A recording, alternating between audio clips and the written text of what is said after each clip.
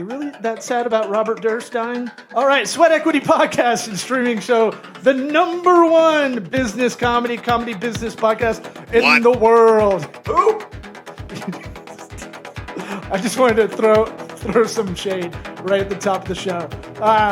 We got Rob Cressy on his, he's a coach, speaker, entrepreneur, frequent returning guest on Sweat Equity. If you want to get inspired, go to check out the Best Year Ever podcast. You want to unlock your greatness? Book a coaching session at robcressy.com.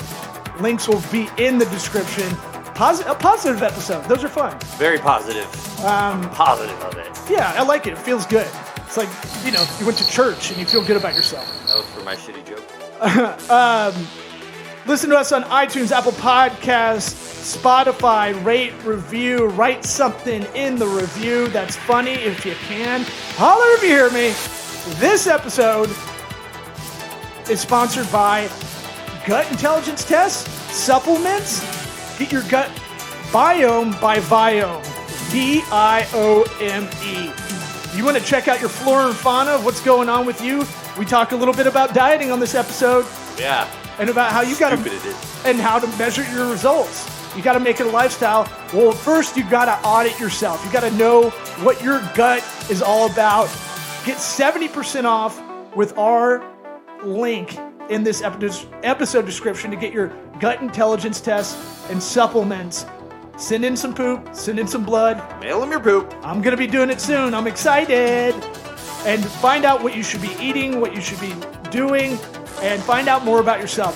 Let's get this party started. Let's go! Party toddy! About my sweat equity. Sweat equity. Sweat equity. My sweat equity. My sweat equity.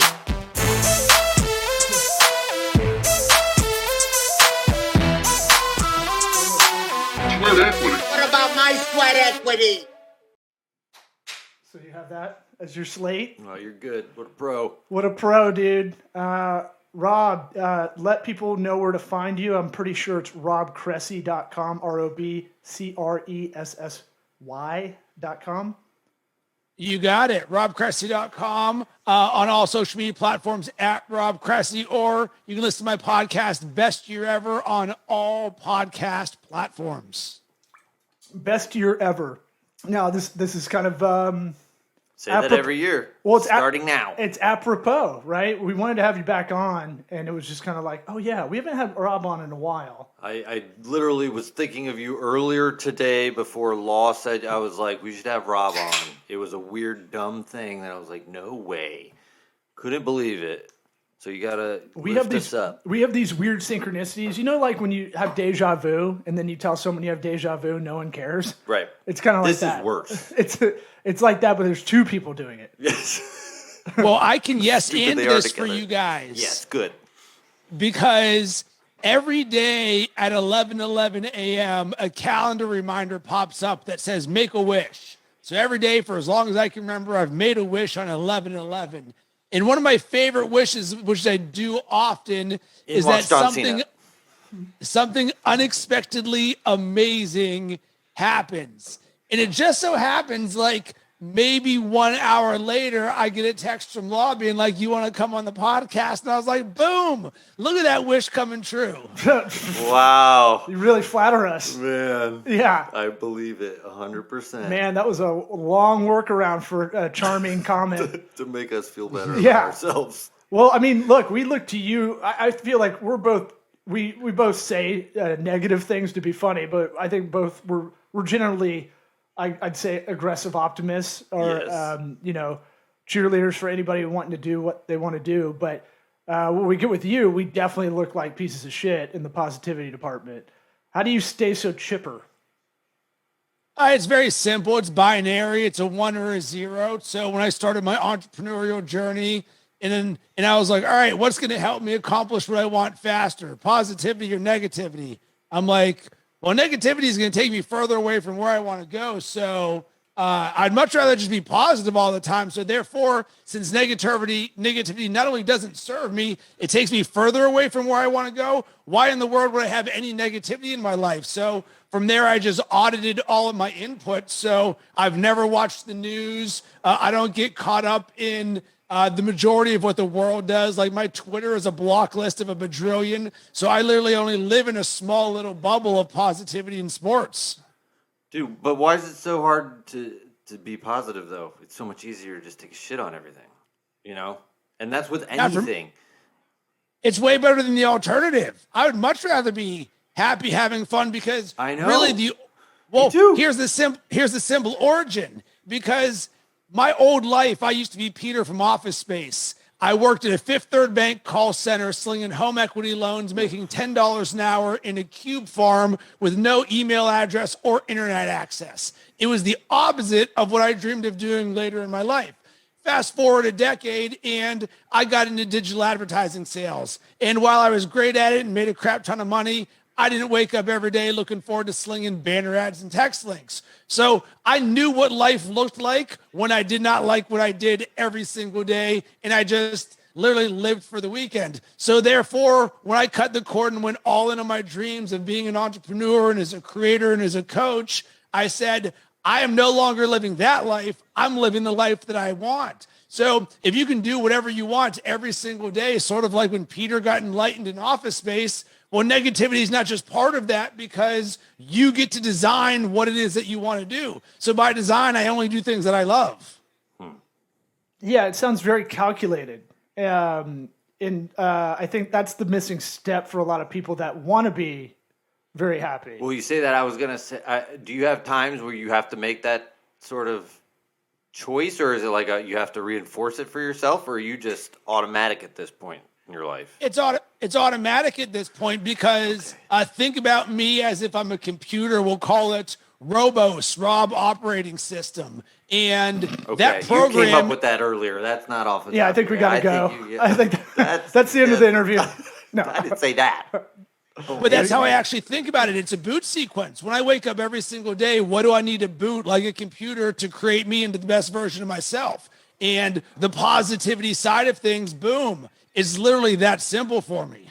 So taking the thought out of it, I guess, is the way to put it in we made it practical habitual terms. Like you just don't think about it. You're a It's computer, a lifestyle, and it's a way of being. Law, you're right. It's habitual. It's autopilot, because it is who I am. So a lot of people, certainly around this time of year, they try and do a lot of different changes. But for me, it's simple. When it's a lifestyle change or a way of being, it's just who I am. So there's no I don't wake up one day and just all of a sudden decide that I'm going to change my name and be somebody else. I could, but that's just not what I do. So it's like in my DNA at this point. Right. You've been working on it for so long, and it sounds like you've been, very self-aware and self-auditing that along the way. Is that kind of, you make kind of benchmarks as you're going, right? Without a doubt. I was not this person 10 years ago. It's literally 10 years of personal growth and development and self-mastery work to get to this point. So it's a Lego block of stacking on top of each other for 10 years straight. So I don't expect somebody to wake up and all of a sudden be doing round off back handsprings when they get to the day. No, it's sort of, you just got to create yourself. And one of my favorite quotes is live by design, not by default. So for me, I've designed my life. I've designed my mindset. Yeah. When these New Year's resolutions come out, it's like I'm going on a diet that I'm like, you might as well not even. Like, you got to just, it starts now, and you got to just change pretty much everything. If you really want to make a change, like, you got to change who you are, basically. Just, you got to dig deep. Because, I mean, the diets, they don't have anything that's short term where they have this thing where, like, I just got to lose this much weight by this time. Right. And then I'm good. And then no flat line to that weight forever. Yeah. And that's if they're lucky. Well, people don't think of diets as inherently short term, right? They think of it as, this is the next thing in front of me kind of thing that I need to do. They don't really think about it as like short term and long term at the same time. You could just cut out bread and sugar, and make that part of your lifestyle for the rest of your life, and walk more, and you'll probably do what you need to do. Yeah. But I mean, it's got to be real for them. You got to be realistic about what you can actually do, and then go from there. What resources do you have? That sort of thing. So I think there's a flaw in that thinking of people who want to go on a diet, because the more fun way of living would be to say, I'm going to create a challenge for myself. So instead of seeing it as deprivation, you see it as achievement or experimenting on yourself. So years of listening to Tim Ferriss's podcast somehow seeped into my brain to where I'm now willing to experiment with anything on myself, from doing 75 hard to drinking a gallon of water to not eating bread to eating fruit until noon because of Jesse Itzler. And it's more of like a trying it on for size. So instead of living a life that is just average and normal, imagine constantly creating challenges for yourself in the name of personal growth and discovery. It doesn't mean you're going to accept everything that you do, but you say, oh, I tried this on for size. So like not eating bread for a week wasn't for me. I love bread, but guess what? I tried it and my mindset said, hey, I'm at least willing to do it. And that allows me to create the habits for a lifestyle, because Eric, you nailed it. Because the more that you can make this not an isolated change, but something that's part of who you are. So I think for me, one of the seminal seismic shifts in my life is way back in my 20s when I got out of a serious relationship and I was back on the market. I was like, oh crap, I got to look good again. So upon that moment, I started to go back to the gym 4 to 5 days a week, and I have for the last 15 years. And it became a lifestyle. It was no longer, oh, I'm just going to try and get ripped for the summer. It was, wait a second, I now need to look good for the rest of my life, because now I'm trying to find people that are going to find me attractive. Mm-hmm. Yeah, being your best self in a way. And, you know, I think you talked about kind of gamifying it. You know, I do that. I've been doing that a lot lately. It's been helping me out. Like, even with just little things like, all right, I got to get a workout in at some point today. Like 5 seconds before you started this podcast, sweating. He walks in, he's like, I'm sweating so much. I gotta poop, and then he's gone for 5 minutes. He comes back, okay. I time. that became habitual for me. I know it keeps my brain. Creeping out my family. They didn't see. Only his fiance walked by. They didn't see me. I was in the darkness. I'm in the darkness. But I have to get it in. I don't know if I'll be able to later. So it's like, well, I got 15 minutes, and there's no excuse. He's got those Click Bowflex weights. Highly recommended. So I just did I don't care if I'm weird, right? It doesn't. At this point, I'm 37. Obviously. I'm taking weird to the grave. But I'm saying like, I wasn't weird in anybody else's face doing it. You know, I don't like those kind of weirdos. But I'm saying like the things. What is it? How you do anything is how you do everything kind of thing. That's like that habitual kind of philosophy. And what you do, what is the Aristotle quote? I didn't know if you knew how you were going to end that Ooh, sentence. God damn it. I had it in my brain. The Aristotle quote. It's about what we do. We are what we do, like habitually or something like that. That's what he said, I think word for word. Yeah, well, he wasn't speaking English, but yeah. It might have been something like, you are your habits. Yeah, it's something like that. And so I feel like that's the thing. What is the advice? What's the non-paid coaching advice you give out if someone was asking, how do I get on track? What do I do? How do I make this the best year ever? Law, I love what you just said, because I've actually got a term for that, because I do the exact same thing. Because what people fail to realize is that 1 is always greater than 0. So Law, if you just said, I did 12 push-ups and 7 jumping jacks before this, well, guess what? That's better than if you did 0. And if you did that for 365 days, that's going to be a crap ton of push-ups and jumping jacks, because people don't realize the long-term nature of it. Because for me, it's more important for the mindset than it is actually for your body. Sure, there's physical benefits, but really I care about not having to think all day on, did I do anything today? So there's a no 0 days mentality. I'm not going to take a 0 for today, so I'm going to do 12 push-ups. Boom, it's off my slate. But then, Law, I also named it the micro fitness mentality, where instead of being like, I got to go to the gym for 45 minutes, where people feel this guilt of being like, oh, I didn't come and show up like Ronnie Coleman and swole myself. It's like, no, listen, any action is better than no action. So in your life, if you can start to think about a micro mentality. How can you do a one of a lot of different things? And Law, you said, how do you create your best year ever?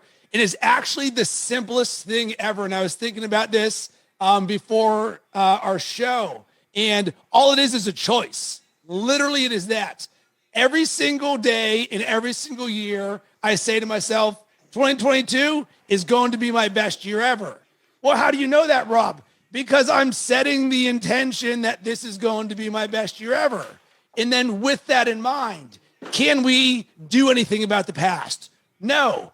Can we jump into a Jetsons machine and do anything about the future? No. We can only live in this moment. So therefore, the way that you create your best year ever is to create your best month ever, week ever, day ever, hour ever, minute ever, moment ever. It's a mindset, it's a lifestyle, and a way of being and showing up in the world where you just say, in this moment, I'm going to do what I can to love this moment. And you just keep stacking those ones nonstop. Compounding interest. There's like a infographic where it's like 1% every day being improvement. I don't know the math, but it's exponential, and it is kind of mind blowing.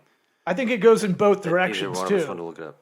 I think and by the way, someone told me the Jetsons year in the future is this year, like 2022. Wow. Way off. Sorry, Jetsons. But I'm again too lazy to look it up while we're talking to Rob here. But I'm definitely one of those people. The more I do, the more I can do. And if I get in a negative mood in my head and let it keep festering, it'll keep going. Yeah, spiraling. But it works the other way Both too. ways, yeah. Yeah, I had a buddy, one of my best friends, Lincoln Funk. He's one of those guys that smiles at everybody like a big bumpkin from Alabama. But he broke it down where we thought he was being like a cartoon. Almost a cartoon character of that Southern guy that's hi, like that kind Foghorn of thing. Leghorn? What's it called? He goes, no, you get it back a lot of the time, and it makes his mood a lot better. And I was like, oh shit, you're right. Oh yeah, you just even if you don't feel like it, just do it. Yeah. And just manifest that, and it'll just come back at you. But he's making a choice to do it, and then it became habit. It became his personality. Yeah. Yeah.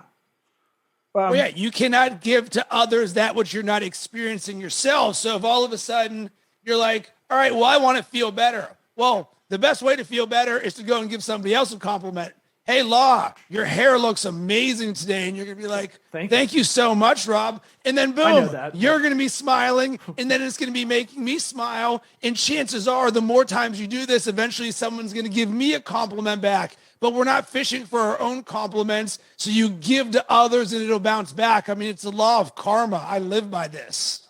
Yeah. Kind of have to, I think. Yeah, and it's that thing of like, we've talked about improv a lot and how important that could be in your professional career, the yes and principle. And if I tell everybody who wants to know or not, because I like to give old man advice no one's asked for a lot of time to youngins, but I'm like, take an improv class if you're worried about social interactions professionally or just socially, outside of work. But it teaches you to think on your feet. But more importantly, it'll yes and. Like you've done, I've noticed during this interview, you've done a good job spinning back that our questions are good questions. Yes, thank you. Yes, and thank you. And while I analytically know it, but it still does what it's intended to do. Right, it still I'm still works. like good Like, gold star. I'm still a C+ student. That's like nailed it. He said nice. I nailed it. Yeah. So, Law, I'm actually going to yes and you with actually a yes and story. Boom. I've been using yes Meta. and in my vocabulary so much now that it's become a verb. So now when you're being like, boom, I like this, I'm like, hey, Law, I'm going to yes and you. And I do that to set the intention of building. And I found the more times that I'm actually saying that I'm going to yes and you, boom, let me build on top of this, the better these conversations are. So something to think about, because I believe in that philosophy, but nobody ever said, hey, Rob, start saying yes and, oh, Eric, I'm going to yes and what you just said. And all of a sudden it just triggers me to keep building on top of you guys. It's what I love about being on the show with you guys is you get this yes and philosophy. And it is so important to creating your best year ever if you just keep on yes anding all the positive things that you want to do or create. people have to be beaten over the head with it. You just say, I am now going to yes and this situation.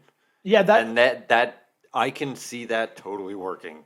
Where people are like, oh, we're doing that game. well, I want to play it. The improv really, I think it's important to take a class if you can't do it on your own. Honestly, like doing an Just improv. give the website address for your improv class. Groundlings, LA Groundlings. I don't know.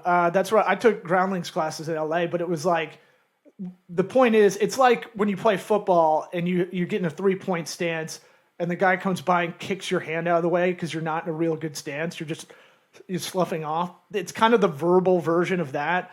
Like if they'll stop you in the middle of the scene and go like, you didn't know, you've negated, you didn't even listen to the other person. You didn't even understand their character, or you don't even have a character. And you're like, and they kind of like drill sergeant way more than you thought. Like, you're like, oh, this would be a good time. And it's like, no, there's rules to this. And the machine will make it funny. But like, you have to follow the Mad Libs algorithm they've got going. And you got to kind of really military, like, get embarrassed almost. Because that's shaming in front of everybody. You fuck up. Because I'd be like, I was 24. I'd try to think of a joke on stage. Because I was trying to do it to get better at stand-up. And then taking yourself out of it. And yeah, and I'm not listening. I'm just trying to fucking hammer. I'm trying to murder the class. And it's like, I wouldn't even murder it even if I had the best material anyway. Then you do get a joke out. Crickets. Well, when you get the limerick, where you have 5 people doing a limerick, that's fun. And you can murder that. But anyway, so live by design, not by default. So how do you set your goals? We the last episode we talked about SMART goals and what our goals are this year. I think it really does crystallize what I need to do every day without having to look at it sometimes. So how do you go about setting your goals to make it the best year ever podcast on iTunes and Spotify? So I think one of the game changers is that I look holistically in all areas of my life. I think a lot of people, when they look at goals, they just think about professional goals. But one of the best decisions I ever made was I joined Jesse Itzler's Big Ass Calendar Club last year. And it was a program designed to help you create your best year ever by designing your life before your business. I'm like, love that concept. I've got plenty of business from an entrepreneurship side of things going on. So now I'm on this track. So my goal setting, I probably spent anywhere from, 3 to 5 to 7 hours on this, a series of prompts and questions. And I looked at various buckets of my life. So my 4 pillars are health, wealth, love, and happiness. So I'd go down the list there. So number 1 goal for me, 2022 is the best year of my life. Boom. Love that. This is amazing. Then I went to family, and then I went down to me as a coach. One of my goals this year is this is the year of knowing my numbers. As a creative, the financial numbers side of things hasn't always been the best. But I know from a scalability standpoint, boom, I want to get better at. So I just went down each of these different things, and I felt into them. And then let's call it 15% of them I wrote as grand slams. Like, boom, if I can do this, this would make this an absolutely amazing year. But the other ones, singles, doubles, a few triples. And then here is something that I did this year that I had never done before. And I learned this from Ed Milet. And he said, the highest achievers will speak their goals on video. Well, why in the world did they do that? Because now there's power in the spoken word. And then number 2, he said, you go and you rewatch your goals video once a week. What do you think happens when you watch your video, and mine's only like 3 minutes long of just speaking what I already have, so I take ownership of this stuff already, and you watch it 52 times during the year? Podcast Chances are you're right, you're going to be more connected to what it is that you're creating. I was going to say cringe at your own voice. I know, that's the problem. We can't stand each other's I'll faces. get Eric to do mine, and I'll do his. Okay. Oh, But then we look talk about a fun improv game. We just switch it up. What if someone saw you in the morning doing that, looking at yourself, and just be like, "Yeah, fuck you." I think that would be funny. It would look super narcissistic, but I get it. It's keeping yourself accountable in a way that you want others. Cringe to. is good. Yeah, the cringe is, and you got to get over that anyway, you know. I think we are. I feel like I'm getting better with it, but I definitely don't want to hear myself if I don't have to, you know, as you're editing the episodes. But so health, wealth, love, and happiness. I would say, you know, those you categorize those in kind of the after effect of the goals. Is that kind of fair to say? Like the desire, The goal of the goals. Yeah, well, it's not a goal if it, you know, I'm in the camp of being quantifiable kind of thing, and I assume all your goals underneath all those categories are. But you know, happiness. What does that mean to you, and how do you talk to someone about that? Because to me, happiness is almost an infinite goal. Like you might not ever get it. I feel like going for content or satisfied, maybe that's a little pessimistic, but I feel like I'm happy. That's the residual effect of being content with like hitting goals or hitting what I need to do, you know? Right. So I actually have I guess it's going to be a picture hanging up right in front of me right now that says happiness is not a destination. It's a way of life. Right. So I'm not going to go over to you, Law, and be like, hey, Law, I'll give you $10 million if you fill this cup full of happiness. You can't do that because happiness is not like this tangible thing that we can buy.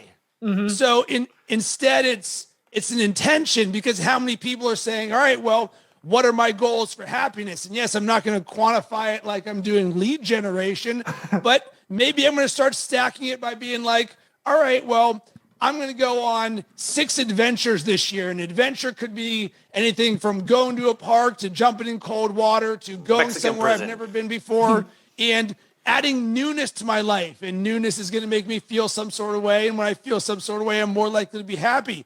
So it's just setting an intention of happiness, because how many people live an unhappy life? And if all they had to do was be like, hey, how about you create a goal for happiness? And sure, we'd love everything to be quantifiable, but we don't have to let that stop us from creating. And these are buckets or categories. So nothing that I do is absolute. This is more spirit of the game than letter of the law. Gotcha. For pragmatic advice for anybody listening, because that's really how we drill down on the show. We're kind of talking philosophical a little bit.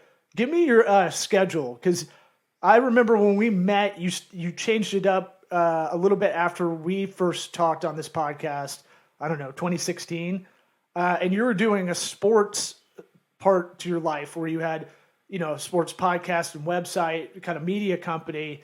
And I was like, how do you watch the games if you're waking up at 5:30 and reading a book for an hour? What's the schedule? Give me the breakfast, lunch, dinner. You don't have to go every hour by hour, but like Social security number. What are the things that make it a little bit more unique that you changed? So what I've loved about our journey together is, one, you remember something like that. But number two, I'm an evolution of what my life looks like right now. My wife just gave birth to our first son, or our first child, 8 weeks ago. And one of, if not the biggest challenges for me as an entrepreneur and as a creator and as a coach was I am so routine oriented on my boot sequence. So my morning routine was typically anywhere from 2 to 3 hours. That's including fitness and showering, breakfast, and some of these things.